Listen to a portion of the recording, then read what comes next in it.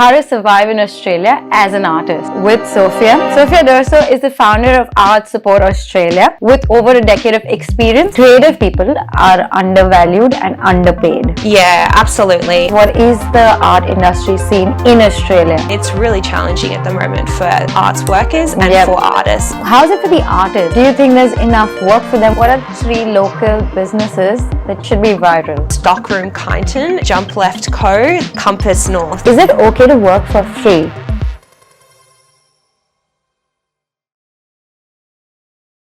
Welcome to another episode of Australia Unfiltered, where we have candid and unfiltered conversations with people living in Australia.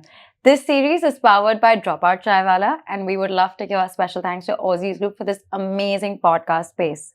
So today we'll be talking about something really interesting, the creative space, and it is a topic that I'm so sure quite a few of you are interested. The topic's very simple, but how to survive in Australia as an artist with Sophia. Sophia D'Urso. Did I get it right? Yes. Yes, thank God. I practiced a lot before. Sophia D'Urso is... Now I can say it multiple times. Yeah, but you're whatever. so good at it now. Oh yeah, her introduction. Sorry guys. Sophia D'Urso is the founder of Art Support Australia, which is dedicated to strengthening the Australian art sector by supporting the growth of its artists, art workers, and art businesses. With over a decade of experience in public and private art organization, she brings the industry her expertise in art business, marketing, and career development. Welcome to Australia Unfiltered, Sophia. Thank you so much for having me. I'm so excited to be here. Yeah. It's lovely to have you, and I love to see your smiling face. It's like a positive energy. I feel the good energy in me. Oh, good. Let's dive into it. Yeah. I'm going to ask you the basic question. Yeah. Who are artists? Like, who all are included in the word artists? Yeah, it's a really great question. So as we have kind of developed as a society, we've kind of progressed into creative industries with the growth of technology.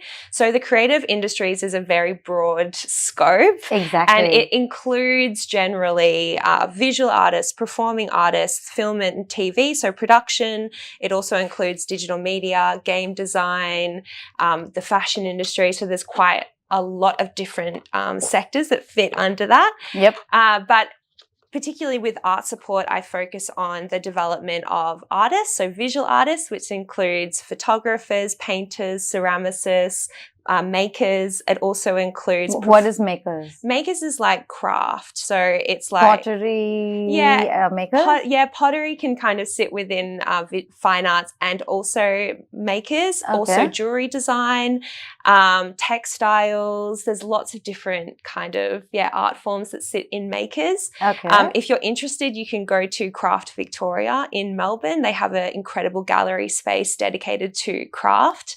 So that's a good way. Where is it? It's just off Flinders Lane. So yeah. Okay. And is it free or do you have to pay? It's free, yeah. It's free. Okay. It's fantastic. That's a great place to check out local makers and get more of an insight into the different types of art forms there.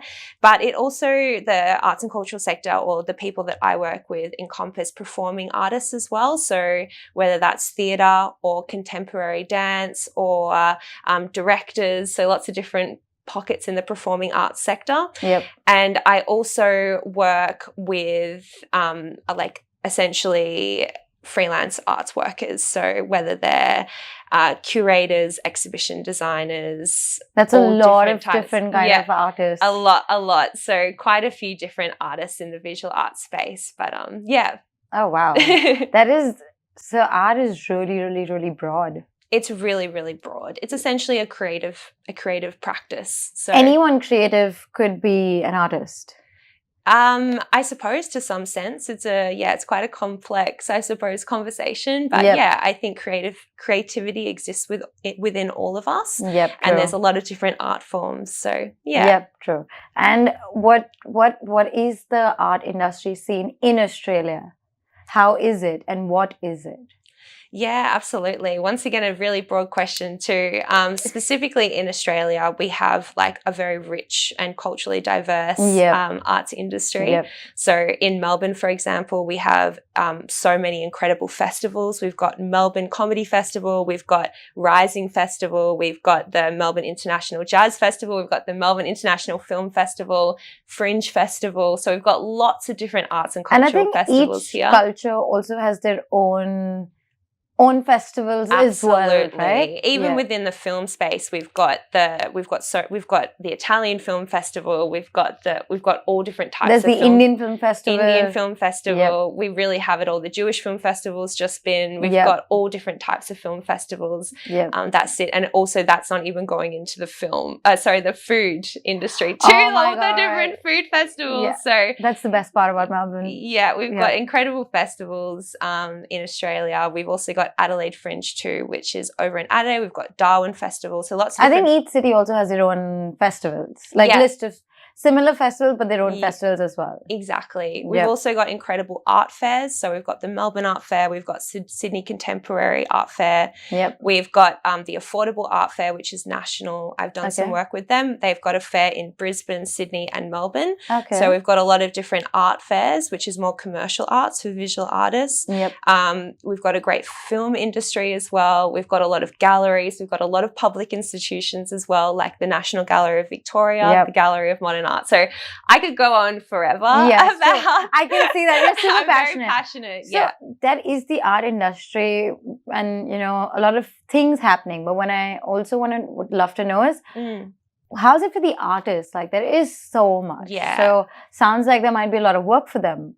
Is there a lot of work for? I don't know. I would love to know your thing, and then I'll share what I have. But do you think there's enough work for them with so many festivals, and the government also supports them? I think so with these festivals. What do you think? How's it for artists?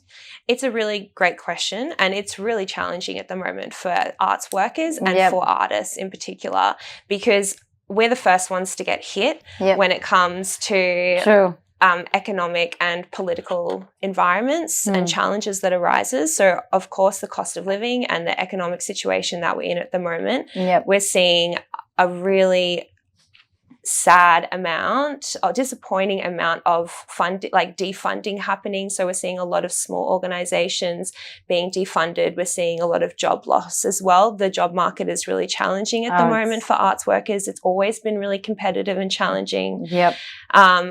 I'm personally, in my own experience, seeing a lot of students coming out of masters and bachelors in the arts struggling to get a job. There's not a lot of entry-level career pathways, and there's also not a lot of great employment opportunities for even mid to senior level where it's well paid and good working environment. So it is really challenging as a worker, and as an artist, it's a highly competitive funding environment. So we're seeing not a lot of funding being presented for artists, and we're seeing quite high competitive rates for funding.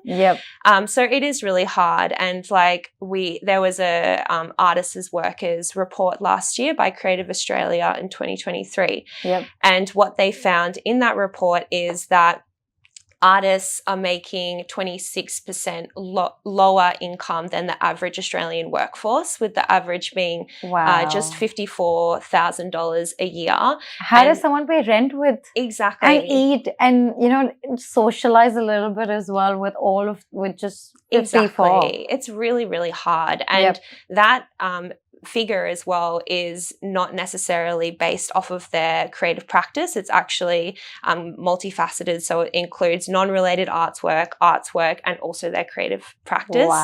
And they found that about half of the artists are making under $10,000 a year from their practice alone. So it is really challenging. But in saying that, taking a positive lens as well, the small arts organizations and the medium, and also some of the larger ones, they work very hard in Australia to support the artists where they can. I think the resilience of the sector of artists and arts workers is incredible, and I'm really proud of our community for pushing through these challenging times. So I agree. There is a positive side, 100%. There's a positive Yeah. side to everything. Yeah. But I do have artist friends because I worked at a photo studio briefly, and there were photographers who do multiple things. Like they can't just survive on being a photographer. And then I was talking to someone who started with a particular kind of photography, but they went into wedding photography. It wasn't like their first choice, but they found money. Yeah. And then they went into wedding photography. And then another friend of mine, like taking all possible gigs. And I've also seen creative people are undervalued and underpaid. Is that a thing? Yeah, absolutely. And I think that's one of my biggest passions with Art Support Australia is that I'm very passionate about teaching artists how to negotiate contracts, how to understand their rights as workers, and also provide them with the tools so that they're able to understand when they're creating pricing strategies for their works or for their businesses, all of the costs involved and the expenses and the time that goes into providing that work or selling that service so that they are being fairly compensated for the work that they're doing. And you're right. I think in that artists' workers as well, they found that 78% of artists are self-employed or freelance. But then they also found in that report that 43% of those artists think that business skills are irrelevant to their practice. So there is a bit of a gap there as well, just from that general report that I'm finding. But it is really important as a artist to be able to get fair value for your work and understand what goes into it and ask for it as well. I think what happens is, because I've been in the creative fields and I'd say Humans of Australia Unfiltered is also a creative field, it's scary to ask for your value, even though you have the skill and the value at times. And especially when people are newer, I've seen they're like, oh, I'll just do it for free. At least I have a portfolio of work is the point. Whereas even though they have a portfolio of work, they're like, oh, maybe this is the last one. I've seen a lot of people do that. But on that, and whatever you said, how does an artist navigate the market? I think that's the very important thing. Like, how do they navigate the market? How do you know what's the right client? Is it okay to work for free? Can you shed your knowledge and insights on this thing? Yeah, absolutely. So navigating the market, if you're an independent artist, let's just say, you need to understand some really core areas. I personally think you need to understand a few core areas. And those core areas are, you need to understand business, so arts business, basic business structures. You need to understand your brand or arts marketing well, so how you're selling your work, how you're engaging with your audience, how you're finding clients and buyers.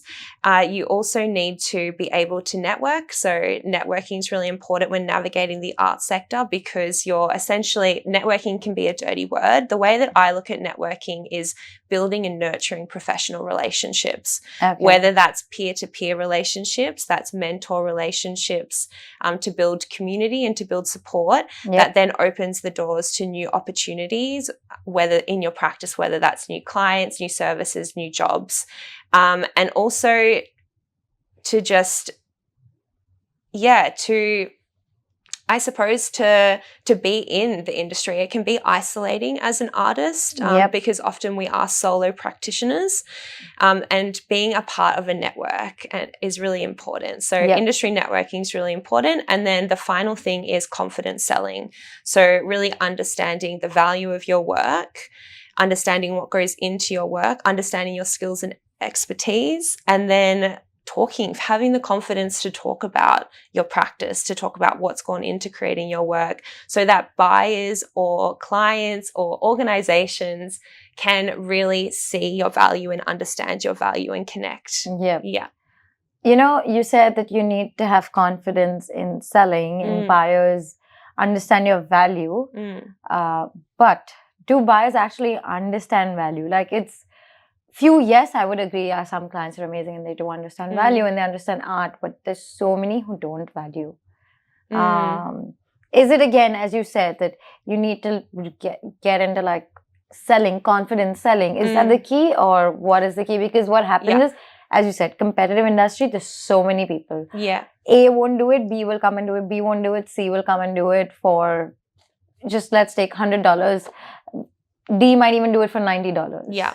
I think I think that confidence selling comes down to connection. So it's creating a connection with someone. So creating a connection with your audience so that they can see the value, that they follow your story, that they are interested in what you're doing. It's creating connection, or creating a really good example is the an art fair that I worked at this year, the Affordable Art Fair.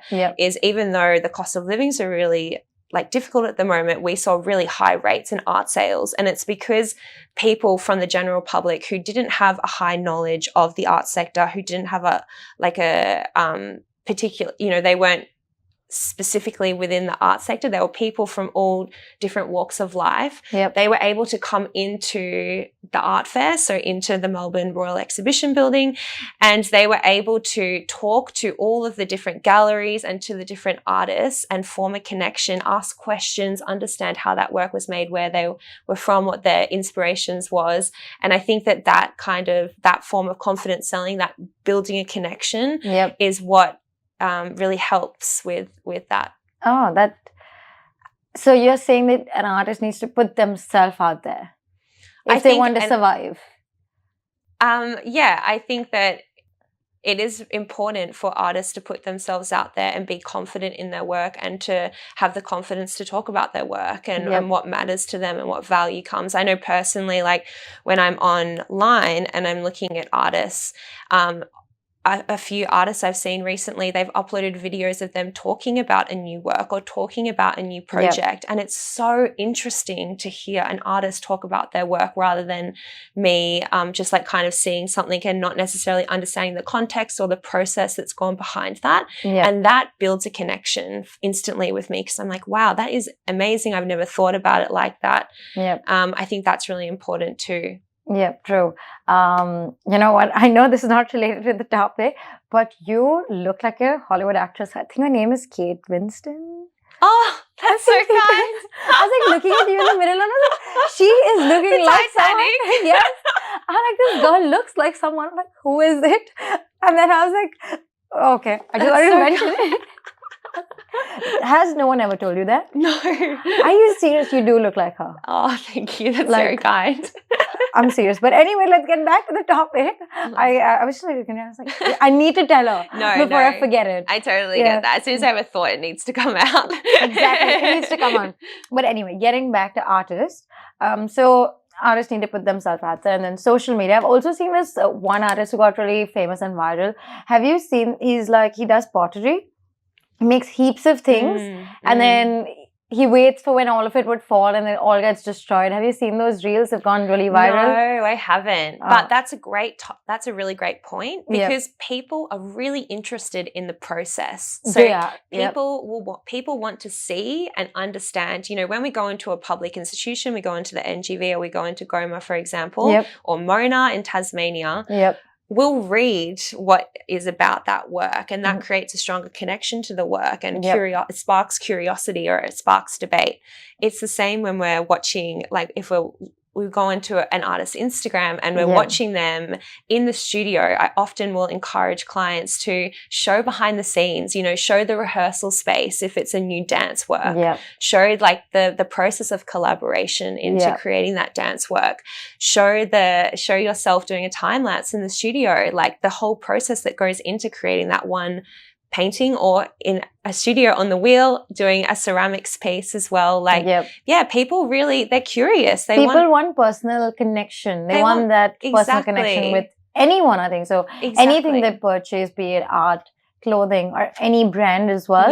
I think that's why people have started to show more of their face. Rather than just uploading a picture or doing those things. People love. They love a story. They want to get to know you as a person, as an artist. And being an artist, we're incredibly skilled, It takes a long time to build our practices. Oh my God, it is a lot. And it's fascinating.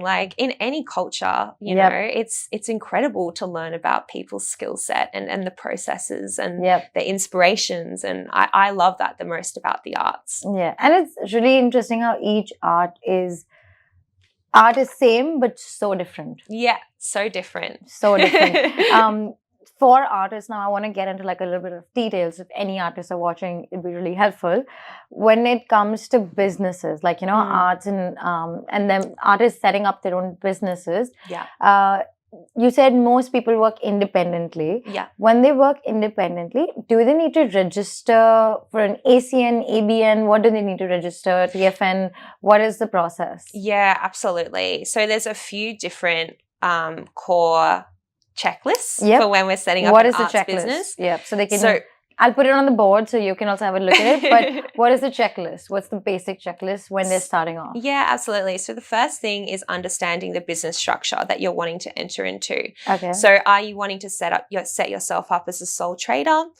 Are you wanting to set yourself up as a partnership? So maybe you're setting up a business with another person and you want an equal share of the responsibilities and the liabilities. Are you setting yourself up as a company? So there's a few different business structures involved, or there's also non-for-profit or a social enterprise. Most people will do sole trader as a freelancer. Yep. That's really important to understand those different structures. To get advice as well, there's fantastic business programs. There's Business Victoria. Okay. There's really great business mentorship as well. So understanding your business structure and then making sure that you have the proper registrations and legalities in place. So that can be everything from 100% setting up an ABN for tax reasons. Really simple. Registering your business name if you choose to go. I was going to ask you that. Yeah, if you choose to go. So let's just say I'm an artist and I choose to go under my name, Sophia D'Urso. I don't necessarily have to register that. But if I go under Art Support Australia, I do need to register that as a business name. Also, for the audience, business name registration is different and business registration is different. Yeah. When I did started my own business, that's when I realized I'm like, same thing, but then it's actually two different things. You need to do it separately. Exactly. And then what is the next checklist step versus business structure Then we need to do things like get a domain name. So make sure that our name availability is there. Get a domain name set up. I highly recommend setting up a website. So making sure that you have an online presence. Social media as well is important, which kind of goes into the arts marketing or the marketing sense of a business. Other key components of like having an arts business is having a really solid understanding of your offer. So if you're a service provider, let's just say you're a commercial photographer, making sure that you understand like what you're offering. So you might be offering headshots to performing artists. So let's just say you're doing headshots for actors. And then you also do like production shoots. So you shoot performances for organizations. So they might be your two offerings. And then you can go out and offer that. You have a clear understanding of what you're offering. Or if you're a visual artist, for example, you may be offering original works and prints of the original work. So understanding what you're offering and then creating a really clear and thought out pricing strategy for your business. So understanding that's quite a complex topic, pricing strategy. It's very dependent on the artist and the practice. But for easy conversations, let's just say you're a visual artist and you're an emerging visual artist, so you're just starting out. You need to understand what all of the costs involved. So you need to understand how much you would like to get for your time. So maybe you'll set an hourly rate of $40 an hour and a work takes you 10 hours to make. That's $400 of your time that should be there, the cost. But then on top of that, you need to consider the materials, the shipping, if there's framing involved.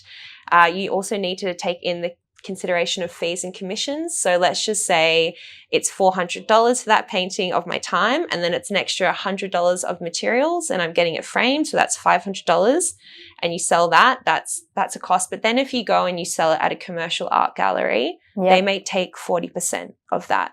Wow. So you actually need to then, if you still want your take home to be a fair price of $500, you would probably need to double it really or increase it by 40% so that the gallery is getting that cut and that you're getting that take home. Got it. So there's a lot of different factors involved in pricing. And it's the same if you were just going back to a commercial photographer. You need to understand it's travel time to and from the venue. There may be a venue hire fee for the shoot that you're doing with the client. Yep. And there's the shoot time, and then there's the editing time Yes. afterwards. Yes. So it's not just a 2-hour shoot. Yep. It's actually a 6-hour shoot, and you need to provide a quote for 6 hours. Yep. And you need to clearly show all of the different deliverables and all of the different aspects in that quote so that the client understands, and then, you know, it makes the conversation so much easier because there's an understanding Yep. and a breakdown of the Yep. costs involved.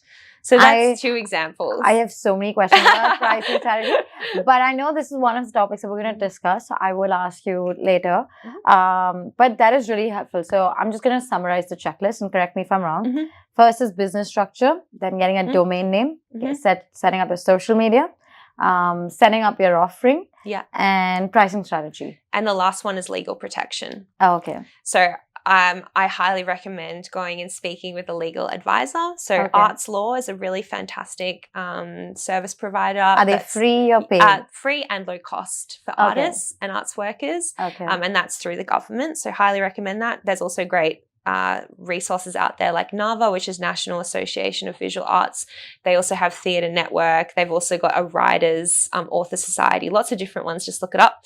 But legal is really important. So understanding your copyright as an artist or an arts worker or as a creative, understanding any insurance that you may need in a business, understanding licensing, so giving permission for other people to use your copyright or to use your work. What else is there? And contracts. Contracts are really important. So making sure you understand contracts when you're taking clients on or you're going into business with, like, let's just say you're collaborating with a business or a gallery or an organization or a venue. So understanding there's quite a few different legalities, but highly recommend seeking legal advice to just make sure you're all covered in that first component of setting up a business.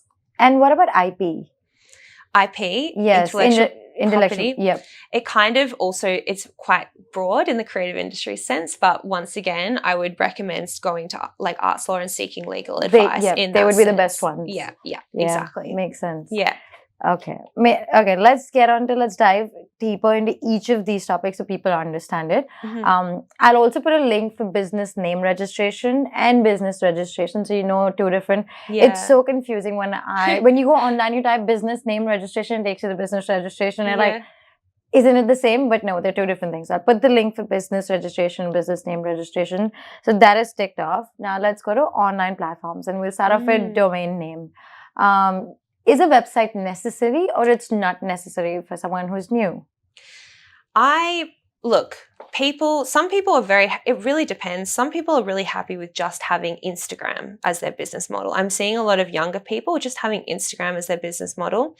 I personally believe having a website can be really beneficial because it's essentially like the way that I look at it with my business is I use Instagram as a quick kind of casual organic engagement. And then if I was an artist, anyone that's looking to have a deeper dive into my portfolio, so all of the different exhibitions I've worked on or the projects with photos, with text, maybe they want to learn more about me as a professional. So a bio, my CV, and how to get in contact with me. So how to then create action. So how to inquire more about my work or how to reach out to me for collaborations or opportunities. A website's really great for that.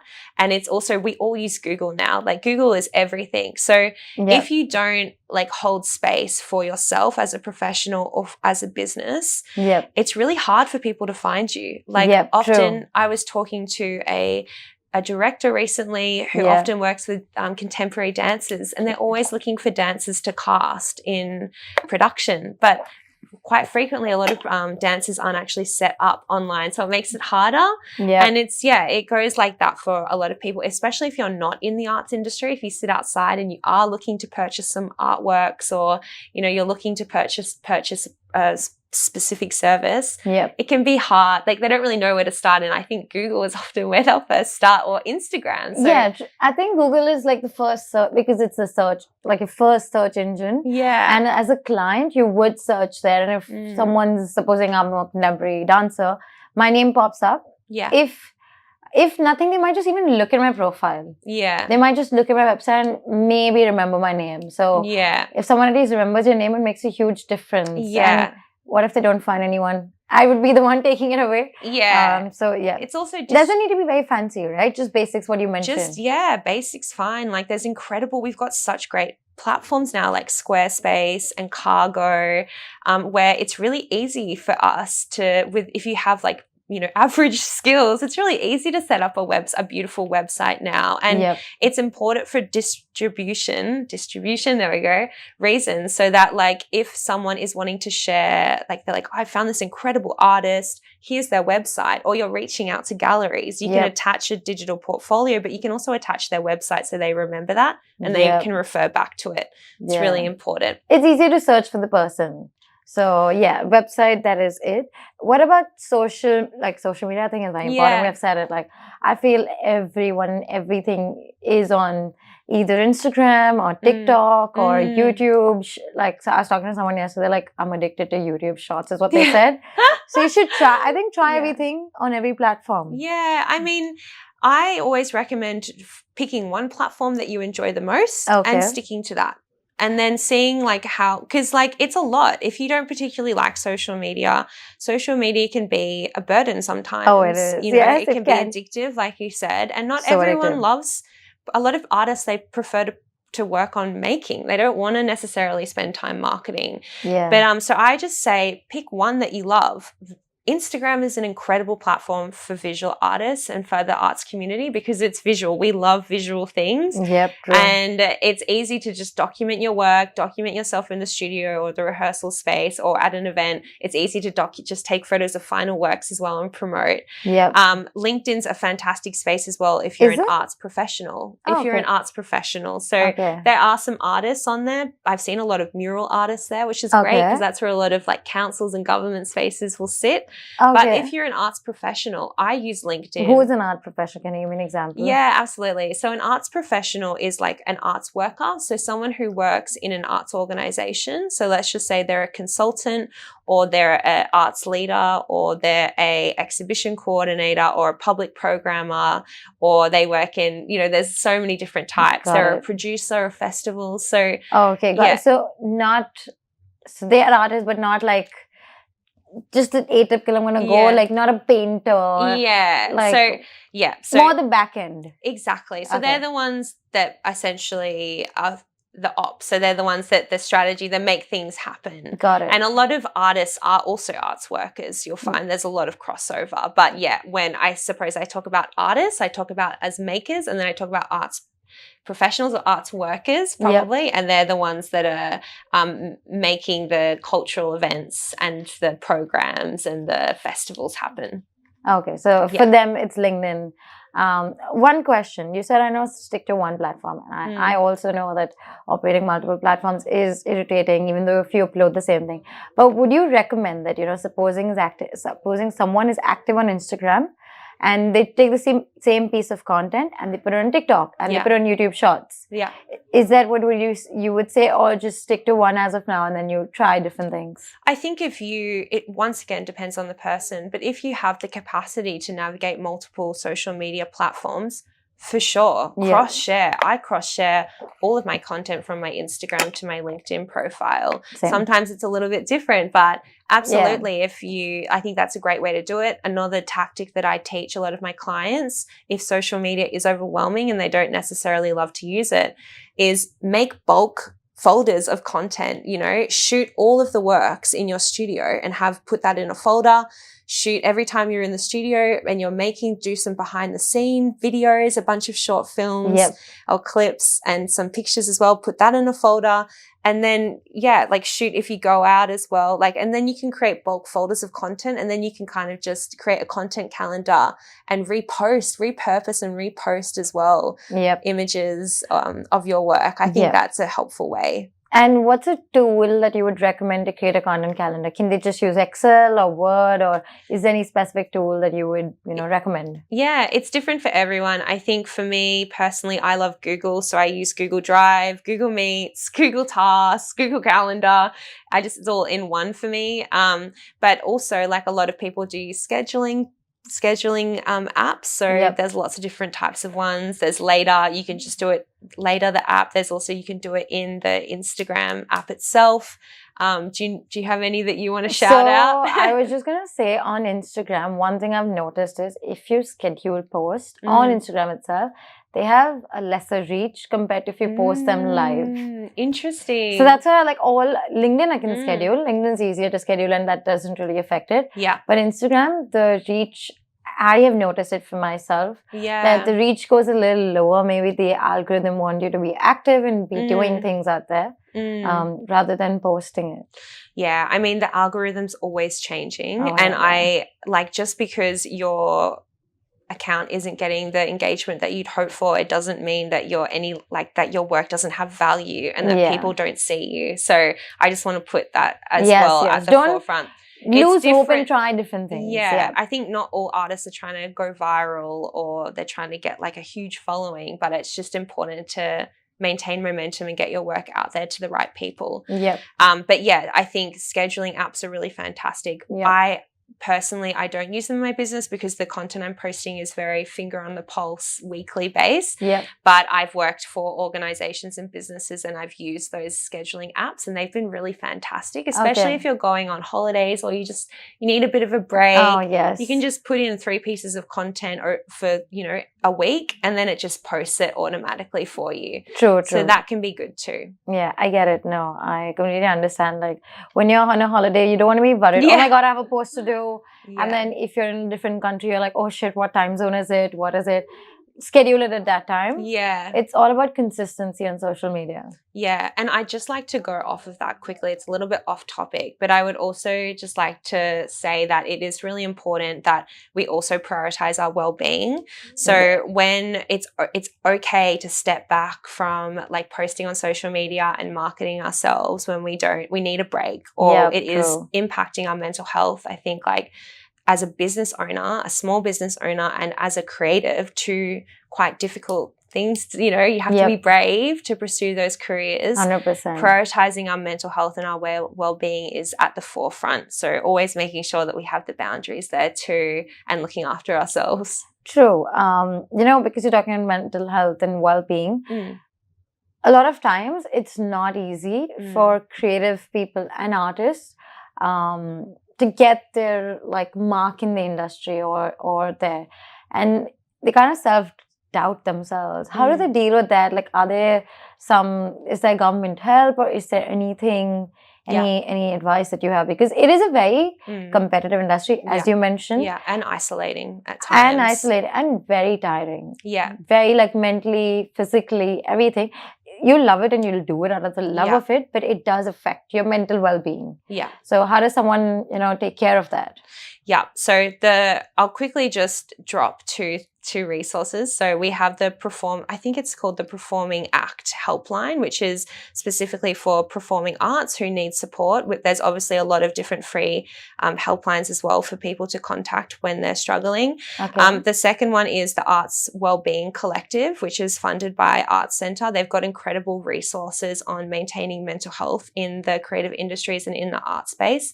Unfortunately, yesterday we just found out that they've been defunded and they're no longer continuing, but they do have all of the resources online and I'll provide you with a link for that. Yes, I was just going to ask you. That'd be really helpful. Yeah. I'll add in the description for you guys. Yeah, I think I'm really devastated about that, but they are a wonderful hub for resources for people they have podcasts that take you through meditations. They have industry resources and reports and plans as well to access. For me personally, and what I see the most is community. I think community is everything in the arts. We need community to connect with one another, to support one another. Yep. That is, even in the business community, I found incredible communities through Start Space at the State Library of Victoria. And it's free as well. It's free. It's amazing workspace. They've got great workshops, presentations. They had a conference the other week. Yes. So Start Space has great programs. There's StartMate as well. But I think that is paid. Yeah. StartMate is an accelerator program, right? Yeah, I think so. I thought that they had some grants and funding though. They also I think they do. Like, I'm not sure. I think they do. Yeah. Then there's Launchvic. Yeah, Launchvic. Yep. Yep. There's a few different, and also Each councils also have their own funding. Yeah. Yeah. And Business Victoria as well gives free mentoring sessions. Okay.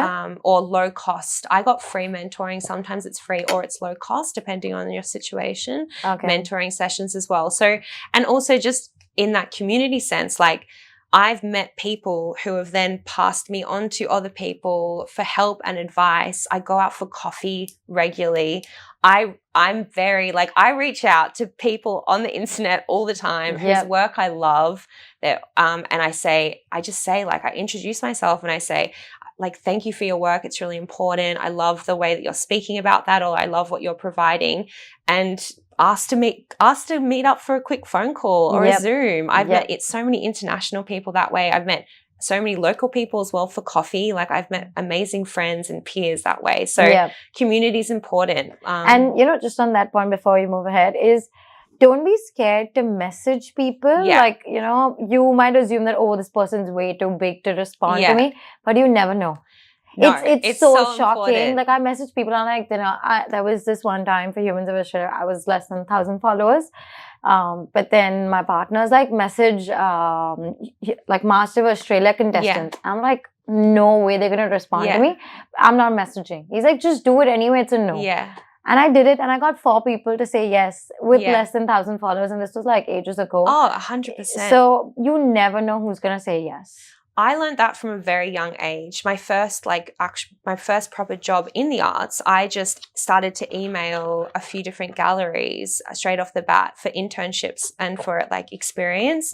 And one of the top galleries in Australia wrote back to me and said, yes, come in for an interview. And that's how I got it. And that one experience of putting myself out there and landing a fantastic opportunity that really accelerated my career, I learned that. And so that's what I'm always teaching clients as well. Like, don't be afraid to reach out to people who inspire you and ask, can I just have like 5 minutes of your time? Don't be afraid to reach out to businesses and galleries and say, I love what you do. If there's any opportunity in the future, like here's my resume. Because people, like, it sounds blunt, but people don't know you exist until you put your face on their radar and you introduce yourself. True. I am very passionate about the ways people do it.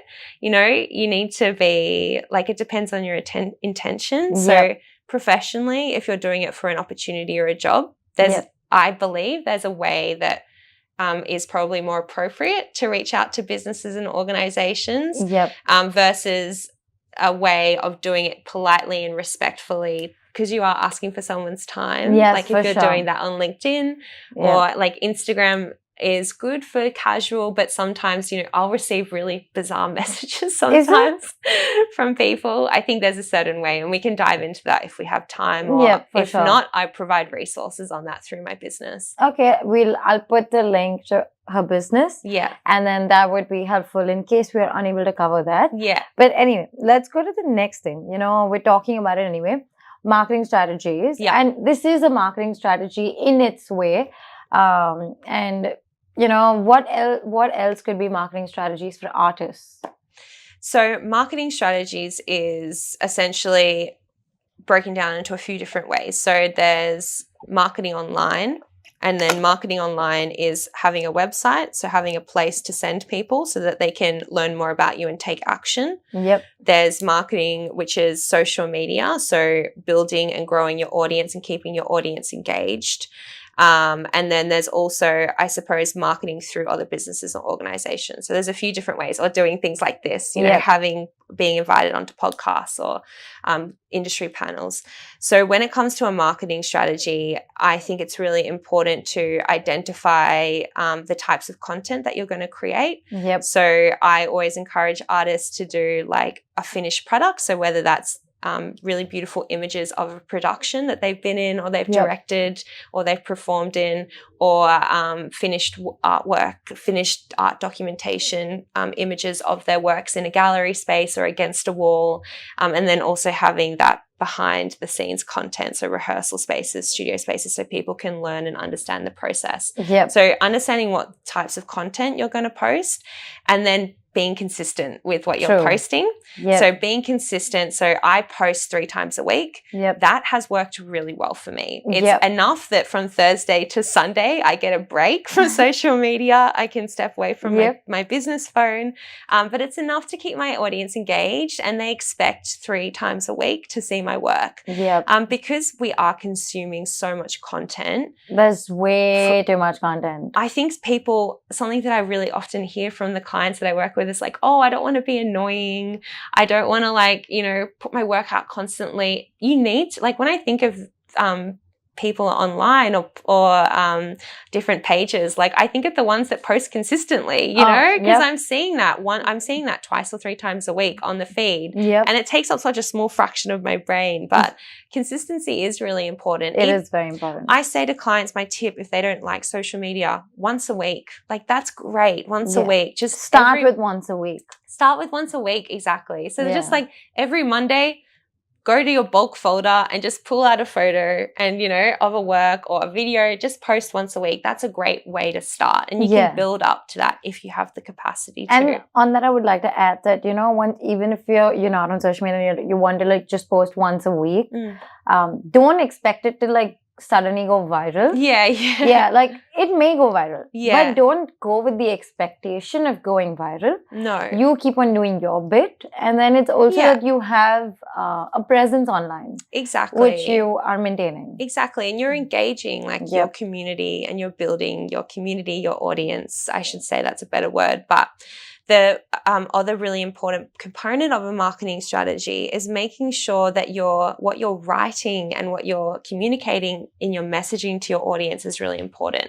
Yep. So if you are a visual artist and you're wanting to sell original paintings online, you need to be posting the information for how people can purchase that work. Yep. So you need to be posting the title of that work. You need to be posting the year that it was made, the materials, the dimensions, all the details.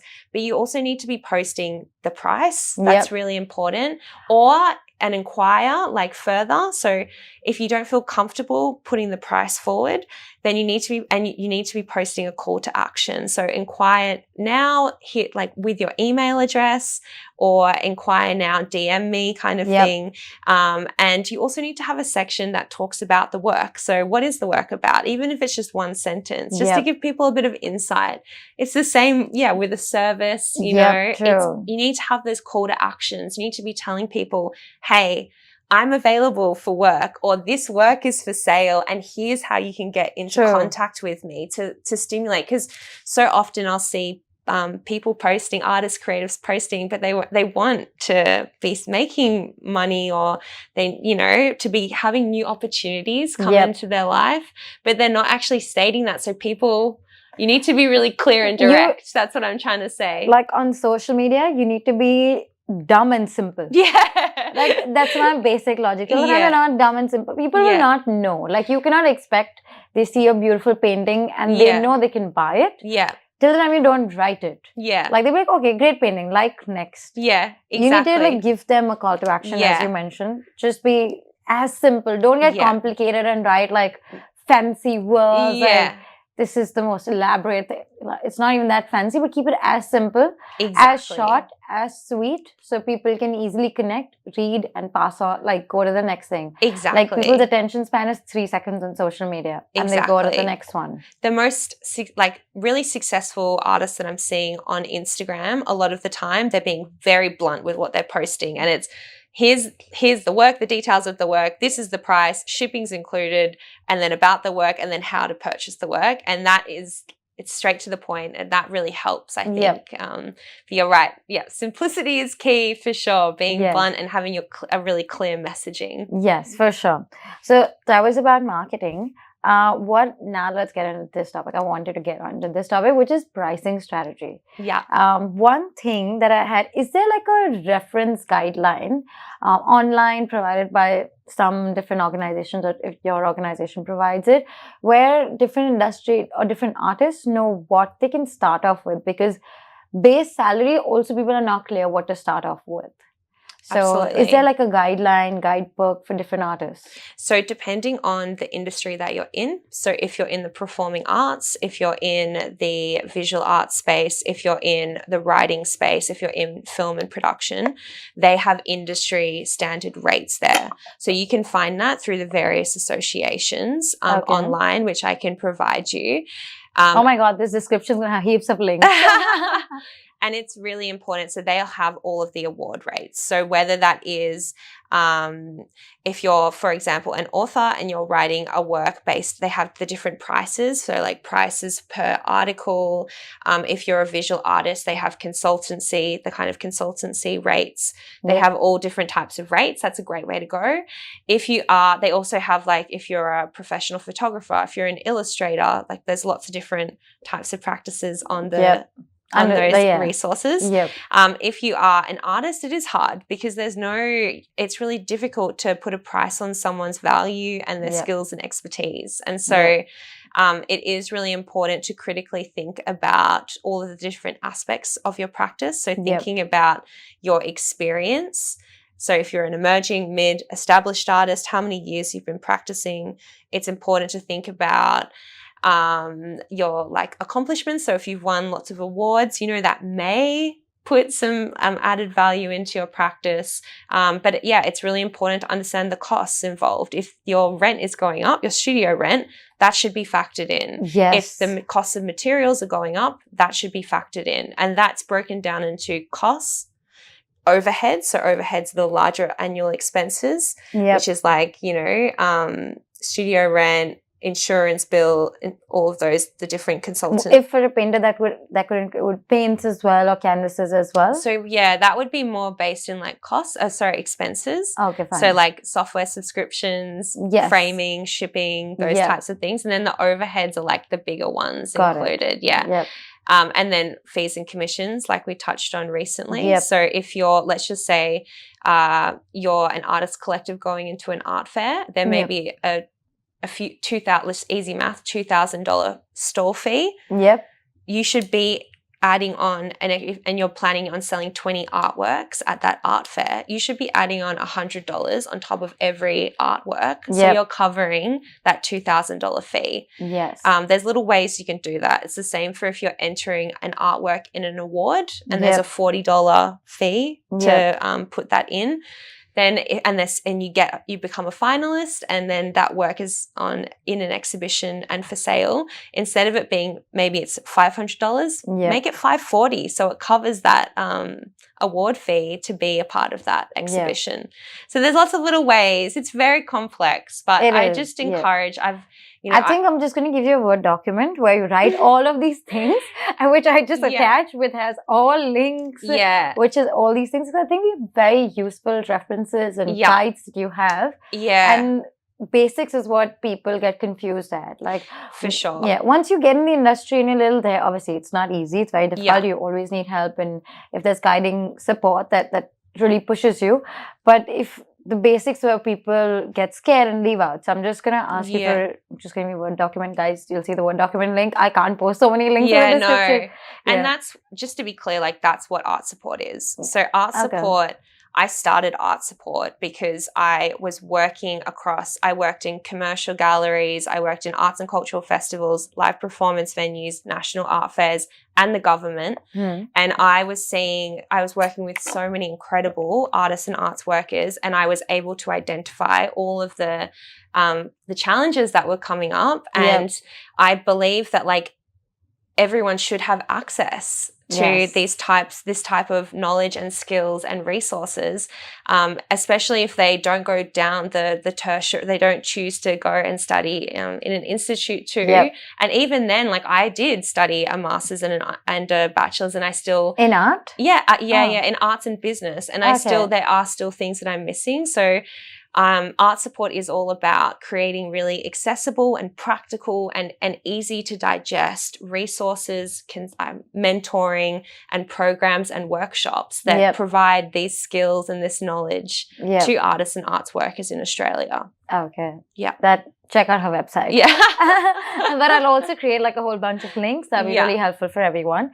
One question I had, I don't know if it's relevant or not, but what about GST and tax? When it comes to pricing, Yeah. do you get charged like Yeah. on ABN? Like I know at one particular limit you do. What is your advice? Like I'm not sure, and I'm not the best person to advise when it comes to art. Yeah. But what is your advice on when do you start adding GST? When do you start paying tax? And I'm so sure people do get it wrong. Yeah. It's because you don't know. Yeah. So my advice is to 100% reach out to a financial advisor, to an accountant. Make sure if you struggle, a bookkeeper as well. So get financial advice because it depends on the business structure. And if you make over $75,000 in Australia, then you in a year or in your lifetime? In a year, you need to charge. Then you'll have to change, like tax obligations will change essentially, and that's when people will charge a GST. So I don't want to provide financial advice because I'm not actually professionally qualified. Yes. But I would highly recommend reaching out, just booking a session with an accountant, and they can talk you through the GST Is there government obligations. resources for accountants, or people have to find their own? There's you can reach out to. There's the Small Business Commission. There's Business Victoria. There's lots of different business organisations through the government where you can reach out for advice as well. Okay, perfect, amazing. On that's. Is it okay? One last thing on pricing side. Is it okay to work for free? God, it's a really good question. Yeah. I mean, it's hard because I think it's a hard line to navigate because artists should not be working for free for a certain point, because what other industries would you ask people to work for free? It's like asking an IT professional, hey, can you do this coding for me for free? And the person will be like, no. Yeah, of course, volunteering is a different story. You know what I mean? But working for free, like, I just think, like, if you're working for free because you're wanting to get experience, you're wanting to contribute to a community, or to, to help out in a specific way that has the same values of you, that's different. But yeah, it's hard. I don't think artists should be working for free if they don't want to be working for free. You know what I mean? But I think it's really important to be asking for fair compensation for our work. I think if you're an arts worker and you're just starting out in the industry and you're looking to build some networks, you're looking to make friends in the industry, and you're looking to gain experience, there's some really fantastic volunteer programs out there to be a part of that and to, get involved. I ran the volunteers program for Melbourne Fringe Festival, which is a really fantastic place for people of all backgrounds and levels of skills and interests to be involved in the arts community. But I think working for free, like if you are, you're approached to work for free, I think you should be critically thinking about who's asking and why. Yeah. Fair point. Like, I know artists, and I also, like, depends. Sometimes you're like, oh, it's going to be in my portfolio. At least I have a portfolio. Let me do few projects for free. But how long can you do that? You know what I mean? Yeah. And like a lot of the time at university too, like if you do go through the university path, you are building a portfolio. Like a good art school should be helping you build a portfolio. So maybe it's very like complex. It's very based on the individual, their experience, their skill set, and also what practice they have. But yeah, I think, I don't know about that question, to be honest. I don't want to answer that on, there's no right or wrong. Yeah, true. I think it depends from artist to artist, but you need to know how to value yourself. How to value yourself, exactly. And that is thinking critically about who's asking and why you would do that. Yeah, perfect. So there's no yes and no answer, but just know how to value yourself. Let's like leave it at that. Yes. Exactly. Like artists deserve to be paid fairly for their work. Yeah, for sure. I agree. It's just weird to say like artists not being valued, and that is sad. But yeah, you should value yourself. I think if you value yourself, then others will value you. As you said, confidence 100%. building. Confidence is key, you Yes. know. Confidence is key. Confidence takes practice. It takes practice to speak about our work. It takes practice to understand all of the things that go into our work. Yep. But it's really, really important. When I step into myself and I'm confident and I'm saying, this is what I can provide, this is my knowledge, this is my skills, people will see, they'll feel that value. Yep. And they'll respect, you know, they'll understand it. And yeah, I think that's important. I agree. Okay, this was a heavy topic. Let's get into something lighter and sorry. more fun. No. But I think it's a hard conversation. It is a hard but very important conversation, is what I feel. Yeah. Let's get into something lighter, which is networking and building relationships.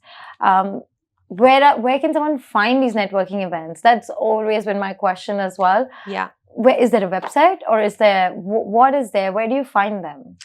This is a good question. So the first way I would do it is think about what area you want to, like, what area or community or organization or people that do you want to meet. So let's just say that I'm a visual artist and I want to meet other visual artists. I might go to an artist-run initiative, which is like a experimental art space, often run by artists, to go and meet other artists and to show with other artists and to connect. So then I would look at the different types of ARIs or artist-run initiatives in Melbourne. And then I would start to reach out and introduce myself and see how I can get involved in those different spaces. Another, if you're looking for industry experience, you might reach out to a public institution or a more established gallery or art space to look for experience of like how you can potentially like help out with gaining skills and experience in installing, for example, or how you can kind of contribute to those events and to those programs for connecting, essentially. Networking wise, there's a lot of different arts events. A lot of councils run different networking events for artists as well. So you can find it on their website? Yeah, you can find it on their website. So I just start by doing your research online, looking for the different types of organizations or spaces out there, and then reaching out to them and introducing yourself and saying you would love to be involved in some capacity or you'd love to stay up to date if there's any networking events. I think that's a really great way. We have so many beautiful spaces in Australia. So just find your region and then do your research and then just start that way.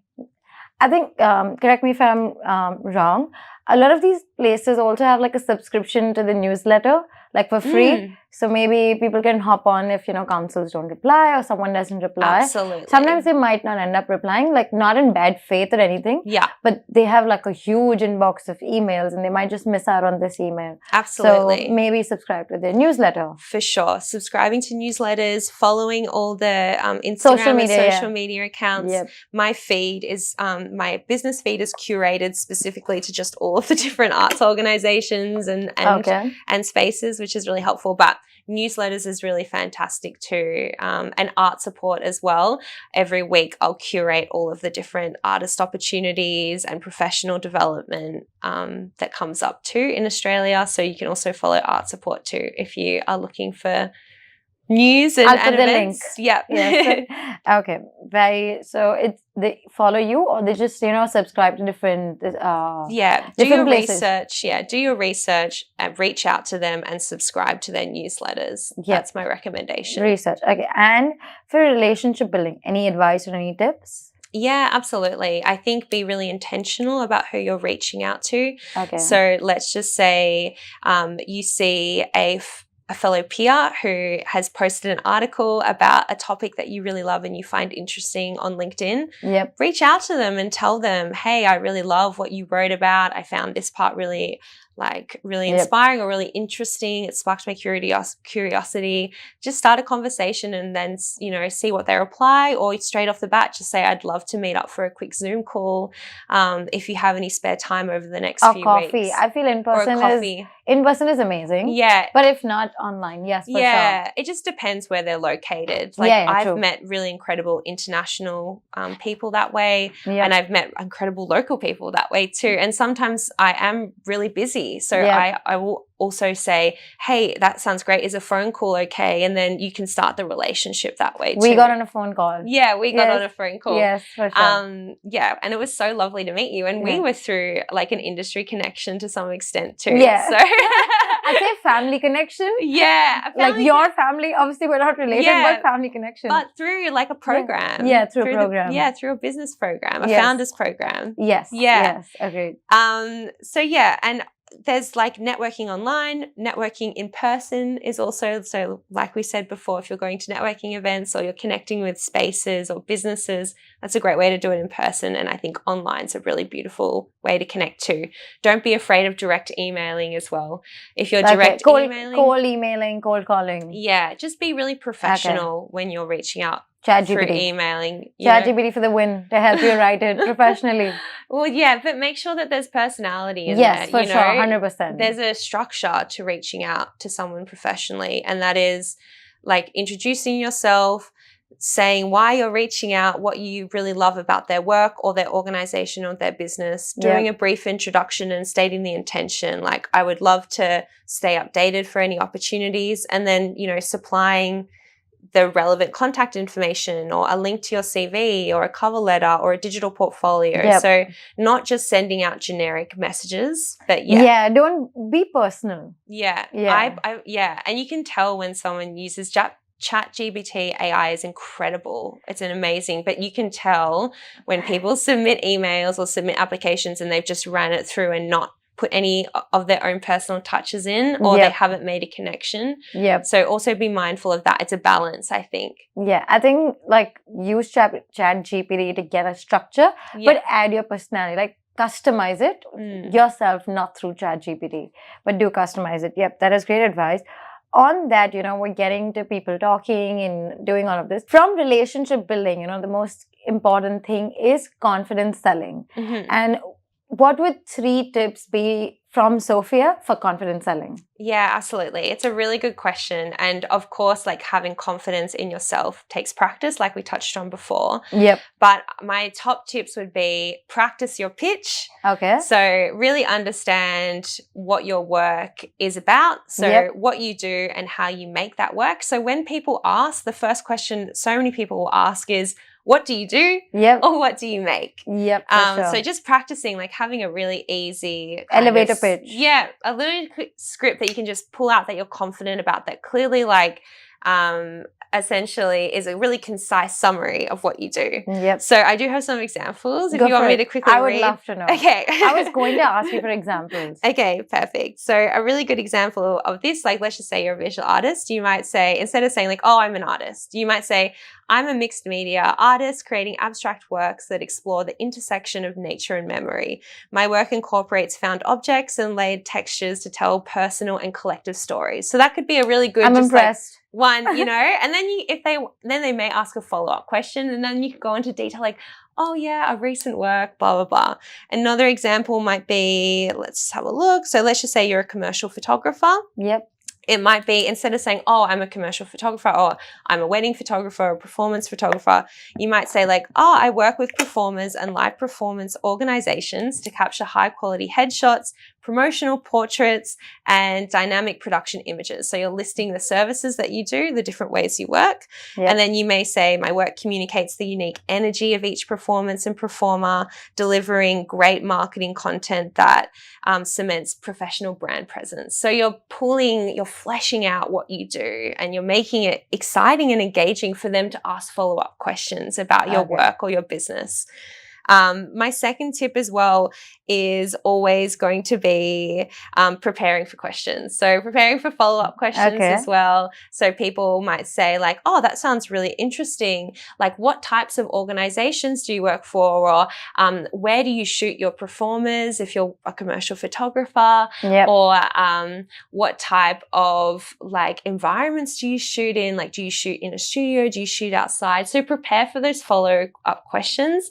It's the same with if you're a visual artist or you're a dancer. People might ask like, oh, like what kind of style do you like typically work in? Like, is there any different cultural influences, or who have you worked with? So just prepare for those questions as well. Keep your details ready. Like don't be shocked when someone asks you for it. Exactly. And engage people in conversation so that they're interested and they learn about your work or your services and what you do. And then that's a really good dialogue for like if people ask like, oh, do you have any works available for sale at the moment? Or do you work, do you take contracts or like are you open to new client bookings?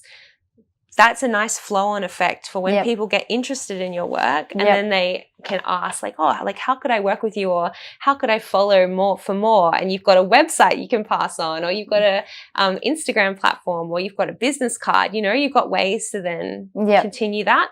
Another good tip as well for confidence selling is to follow up. That's really important. I think like grabbing someone's email and then maybe you could say, oh, I'd love to send you some available works if you'd like to see more, and you can take down their email and you can send them a portfolio of available works, or you can offer, would you like to come and visit me in my studio and you can come and see what I'm working on, or hey, would you like me to bring over some works to your house and we can see if any fit in your space? They're good ways to kind of experiential engagement kind of exactly, to kind of like build a relationship and build trust. So yeah, there's some of my tips essentially, but following up's really important too. Don't be afraid to follow up. I follow up like crazy. I'm like, it's fine. It's anywhere no, just follow up. Follow up. Till they respond to me, I follow up. Like there are these few brands that I have sent them one pitch and I've emailed them like a few months ago. Each week, I'm like, hey, looking forward to hearing from you. And then if I've updated my pitch or something, because obviously over time my pitch gets better. And I'm learning from people and places. I'm like, hey, here is an updated pitch. I'm like, you have to respond to me. I will keep on emailing you. I love that. Or I keep on tagging them on social media. I'm like, maybe they will look at me. Or they'll just be fed up and they'll be like, hey, Sarah, okay, fine, we will work with you. Like, that's what I need. Definitely. And that is one of the key components as well, like following up, being consistent, but also remembering that we're all humans, you know, we're all humans engaging with one another, having conversations, building connections, building trust. Like, don't be afraid to like approach someone or reach out to someone or say like, hey, would you like to have a phone call, or I'll send you more, or invite them into your space. Like, I think we forget that a lot of the time, that we are all just humans and, it takes practice to build confidence with talking about ourselves. It takes practice to build and form relationships. But when you put that practice into action, it becomes so much easier. 100%. I was horrible at public speaking. Is it? Doesn't seem like it. I was. And I love public speaking now. I love facilitating conversations at art events. I love industry panels. I love podcasts and talking. It took practice to get to that. I used to be so shy and anxious, and it just takes practice, and the confidence comes, especially when you're talking about something that you're passionate about, like your art. Practice, confidence. I completely agree. Like when you keep on going for networking events or just meeting people or reaching out, the first time you might suck at it. Like you might be amazing, but you might also totally suck at it. But the 10th time you will be a little better. Have you heard this theory? I recently heard it. The axe theory. No, I haven't. Someone said it. I came across it twice on Instagram. It is something that 5 times in a day, each day, if a person with their axe hits a tree, first day nothing's gonna happen. But over days, just 5 times, not more than that. Every day, just hit the tree at the same spot 5 times. Over time, it will break and it will fall down. So it is all about consistency. Keep on doing. Like you don't need to go every day, all day. No. Maybe 5 times, like message 5 people. Forget 5, message 3 people or message 1 person. I say just 2 hours a week if you're actively looking for a new opportunity. 2 hours at the start of every Monday morning or whatever, just send 3 emails out to 3 different people off a list that you've built. And that's a great, great amount of work. And then if you do that for 4 weeks or 1 month, you've contacted 12 people, which is great. Like then that's just a small bit of action every day. But I agree. That's a great analogy. I forgot it's some famous person who said it and I can't even remember. It's not mine, not taking credit, but someone else said it. Completely agree. Last bit, we've spoken about so much related to artists. Really interesting. What is an advice that you'd like to give to artists? Like any advice that is remaining except these things? Is there anything that we've left? Take small, imperfect action. Okay, I love that. So, like, it can be overwhelming as an artist. It can be overwhelming as a small business owner. But just showing up and taking a small bit of action every day, if you can manage, or even every week, whether that is just like slowly, like, posting once a week on Instagram, or just sending one email to someone who really inspires you. Like, just taking those small bits of action makes everything seem a lot less scary, I think. Yeah. And also prioritize your well-being, build community, connect with people. That's really, support is everything in the arts, support and connection. So yeah, small imperfect action and community and getting support. They're my two pieces of advice to navigate the sector. Perfect. Amazing. Is there anything else do you think that we missed out and we should talk about? I don't think so. I feel like it's been very comprehensive, and you can see that there's a lot that goes into the sector. It's a huge sector. And if we sit to talk down in details, I'm so sure it'll take us the entire day, and yet we won't be able to finish it. But I think you shared some great insights. Yeah. Oh, thank you. Now to the fun part. Let's move to the rapid fire round. I'm ready. Okay. So the rapid fire round, we'll do like a quick thing. Some questions are there, and let's see what we have. Okay. Are you ready? I'm ready. Okay. Tea or coffee? Oh, I love herbal tea, but I also love coffee. Like, give me one answer. You need I'd just say to let herbal you tea. Just to let you know, there's a price on the line. Okay. You need to give me good answers. Herbal tea. Okay. Herbal tea of any kind, specifically peppermint tea. Okay, got it. What's your favorite cafe? Oh, my favorite cafe. I love Mitty. I live in Fitzroy North, and Mitty's like a really beautiful family-run cafe there, hidden in the housey green streets. So yeah, Mitty. Mitty. Okay. Who's your favorite artist? Oh, that is so hard. Can I tell who I am loving at the moment? Yeah, go for it. Who are you loving at the moment? I am loving Amanda Bennett's work. She's an Australian artist. She works a lot with around themes of disability. She is doing incredible things right now, so I highly recommend checking out Amanda Bennett's. Okay. Who are you listening to currently? Who am I listening to? Oh, I love rap. Okay. I love hip hop. I love lo-fi beats. So I listen to a lot of rap music, and I listen to a lot of jazz, but I'm going to say Kneecap. It's an Irish rap group. Okay. Yeah, we didn't go into that today, but they're incredible, and they're political hip hop and rap. So really great. So Kneecap, I love them. Go and see. They just released a film. Amazing. Yep. Now, this is not related to art. I know I asked a lot of art-related questions. It's not related to art. So you can think broadly. Yeah. What is the most overrated thing about Australia? Alcohol. The drinking culture. Yeah. I think it's celebrated a lot of the time, the drinking culture in Australia. I think alcohol is in Australian people, their blood. That's why they don't get drunk. Yeah. I think it's like water for them. Yeah, I saw a film called Wake and Fright recently, which is a 70s film, a part of MIF, Melbourne International Film Festival, which touches on Australia, the Anglo-Saxon white Australia culture really well.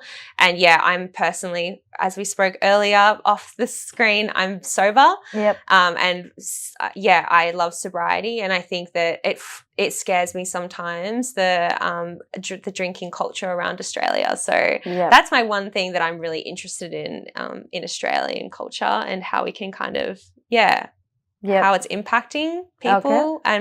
But also, of course, it's great to celebrate and enjoy life too. Yeah, do you, whatever works for you. Yeah. True. What is the most underrated thing about Australia? Underrated. That's so hard, isn't it? Yeah. The beaches. It's not underrated. Maybe that's not the right one. Think about it. I'll give you a minute. Underrated. I'll give you 30 seconds. A minute's too long. I know. I'm thinking about all the things that are so obviously amazing about Australia. Underrated. I think it's I think people who aren't in Australia don't realize how multiculturally diverse we are. Agreed. Yes. And it's such an incredible place, especially in Melbourne. We're so lucky, this morning I had my favorite Middle Eastern food at A1 Bakery. Oh yes, they're amazing. And now I'm here at this space that I didn't know about, which is also incredible. And I just love the culture share and exchange that we have in Australia. Yeah. Not saying that it's underrated, but I think that a lot of people that aren't in Australia, they don't understand that beautiful community that we have here and diversity. Yes, agreed. Okay. This is a little more fun. Being friends with your ex or ghosting them? Oh my God. I have ended on really beautiful, beautiful it doesn't. grounds. You don't need to tell us your relationship. Okay. What would you do? It's hard. I want to ghost them, but end on really great terms with them, and then be that was a great experience. I love you. Goodbye. Have a good life. Okay, so you'd ghost them. I'd probably ghost them. Yeah. Okay. If you could make one thing for $1 for 24 hours, what would it be? Love notes.